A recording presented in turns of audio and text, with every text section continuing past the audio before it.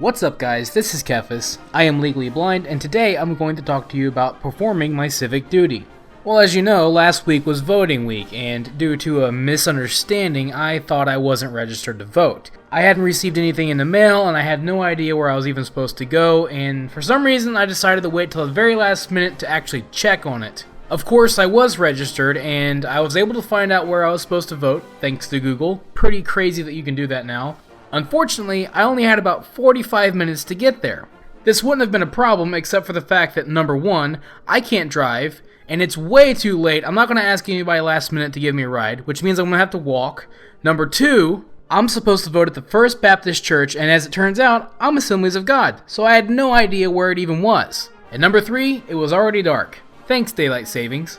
So I've got to figure out where I'm supposed to go in the dark, and I have less than an hour to get there. Thought about not doing it, to be honest, but you know, America. So I get to walking, and it's pitch black, so I can barely see what's in front of me, which honestly isn't all that different from how it is in the daylight.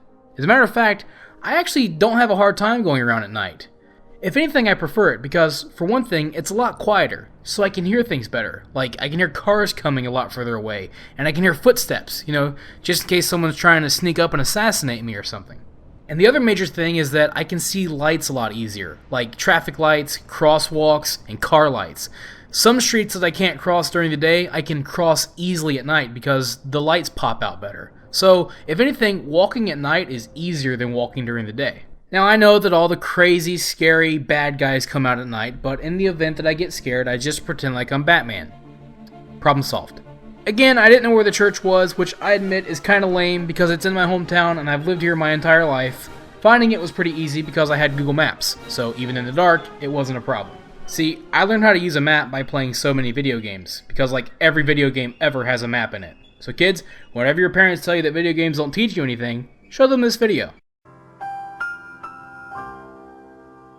So anyways, I hauled my way there without a scratch. I did almost get hit one time though, but that's because the person driving the car was driving a Prius, and those things are like ninjas. Seriously, no matter how quiet it is out there, even I can't hear those things, and I have blind boy ears. So I get there, I'm walking in the building, and since I have my GPS up on the phone, I can't see what time it is because it's just way too small, I can't see it. So I walk up to this lady, and I'm like, excuse me miss, could you tell me what time it is?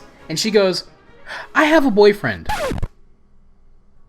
Oh, well, does he know what time it is? Luckily, this other lady chimed in with the time. I had 10 minutes before the voting booths closed, so I made it just in time. Turns out the whole voting process has gotten a lot easier from when it was when I first voted. I mean, now everything's digital, it's on a big screen, and you can even make the text bigger, so I had absolutely no problem voting this time around. I guess in hindsight, I could have saved myself a lot of trouble by requesting an absentee ballot, but I mean, that's boring. I mean, yeah, I could have gotten lost or mugged or, what's-her-name's boyfriend might track me down and beat me up, but I mean, hey, just because I'm legally blind doesn't mean I can't have a few adventures, because in the end, that's what being legally blind is all about. Thanks for watching. Have a wonderful day. This is TheKephas. Until next time.